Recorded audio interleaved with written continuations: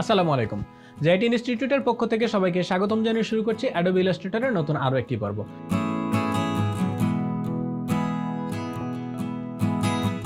So আজকের পর্বে আমরা মেইনলি দেখব কিভাবে একটা ফাইল সেভ করতে হয়। একটা ফাইল সেভ করার বেশ কিছু পদ্ধতি আছে। সো দুইটা বা তিনটা বা বেশ কিছু পদ্ধতি আছে। সো চলুন আমরা সবগুলা পদ্ধতি দেখে আসি।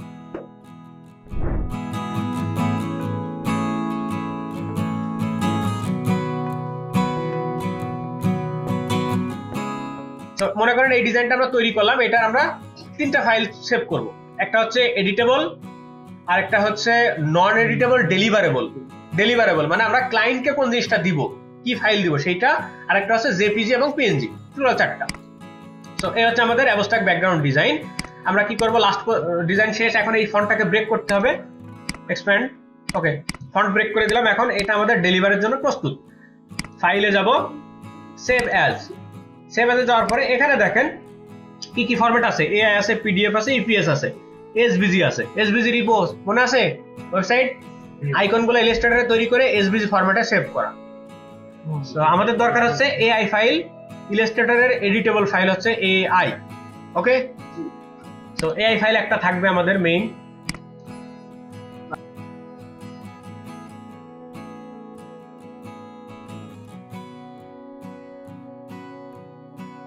তারপরে এখানে দেখেন এই যে ইলাস্ট্রেটর যে অপশনটা আসছে, এখান থেকে ভার্সন সিলেক্ট দিবেন সব সময়। ইলাস্ট্রেটর সিসি লিগ্যাসি দিলে কি হবে, আর বাকিগুলো কেন দিবেন না? প্রশ্ন থাকে না, করেন না কেন? হ্যাঁ কি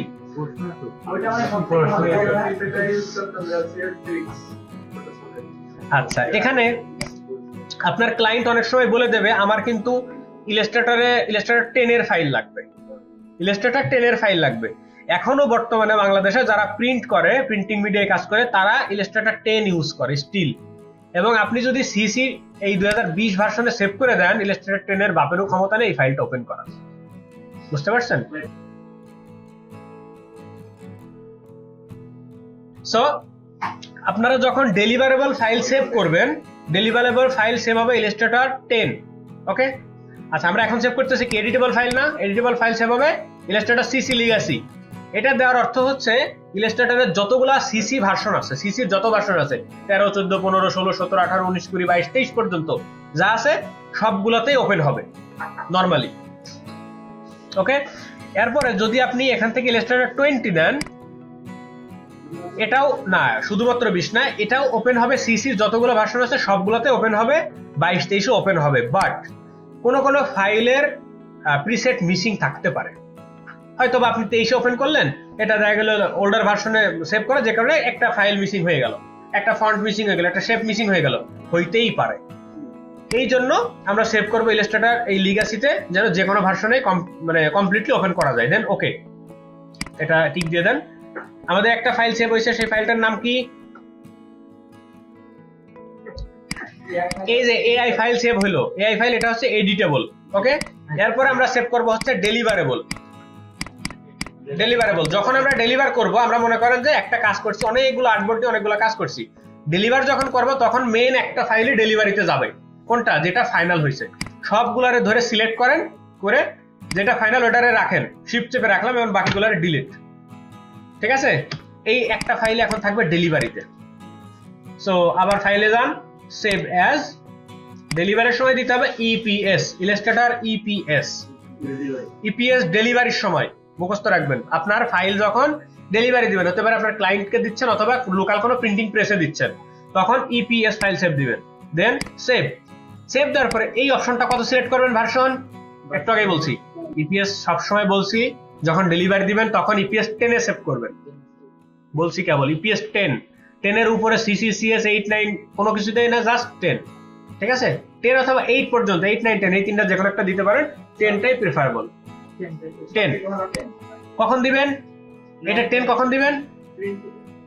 যখন এটা ডেলিভারি দেব ফাইল, ডেলিভারেবল ফাইল অথবা প্রিন্টিং প্রেসে যখন পাঠাবো, তখন ইপিএস 10। ওকে, এটা প্রিন্টিং এর জন্য রেডি হচ্ছে। এবার এটাকে যদি, আচ্ছা এবার এখান থেকে আরেকটা জেপিজি লাগবে বা পিএনজি লাগবে। জেপিজি কিভাবে সেভ করবো? File, export, save for web. এখান থেকে আপনি জেপিজি, পিএনজি সব সেভ করতে পারবেন।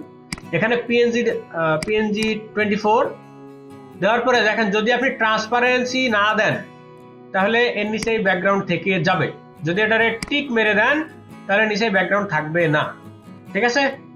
তারপরে এখানে ব্যাকগ্রাউন্ড আছে, কেন আছে? আমরা অলরেডি একটা হোয়াইট শেপ ইউজ করছিলাম নিচেই, মনে আছে? হোয়াইট রেক্টেঙ্গেল, এই জন্য এই ব্যাকগ্রাউন্ড লেস না। সো আমরা এখান থেকে জেপিজি সেভ করি। সেভ কোথায় সেভ হচ্ছে? ওই যেখানে দিয়েছিলাম সেখানে। ওকে, সো এবার এটাকে চলেন আমরা কেটে দিই, আর দরকার নেই। কেটে দেওয়ার পরে এখন এই জায়গাতে দেখেন আমাদের বেশ কিছু ফাইল আছে। কি কি ফাইল আছে?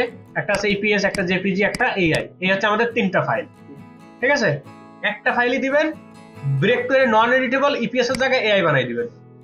তখন ইপিএস সেভ করবেন না, তখন সেভ করবেন এআই।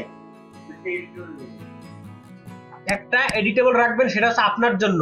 ক্লায়েন্ট যখন এডিট করতে বলবে এই ফাইলটা ওপেন করে এডিট করবেন, এডিট করার পরে এটাকে আবার ইপিএস অথবা এআই বানাবেন নন এডিটেবল, বানায় সেটাতে পাঠাই দেবেন। ওকে, সো এই ছিল অ্যাডোবি ইলাস্ট্রেটর থেকে ফাইল সংরক্ষণ করার মোটামুটি 3টা পদ্ধতি। আশা করি সবগুলোই আপনাদের ভালো লেগেছে।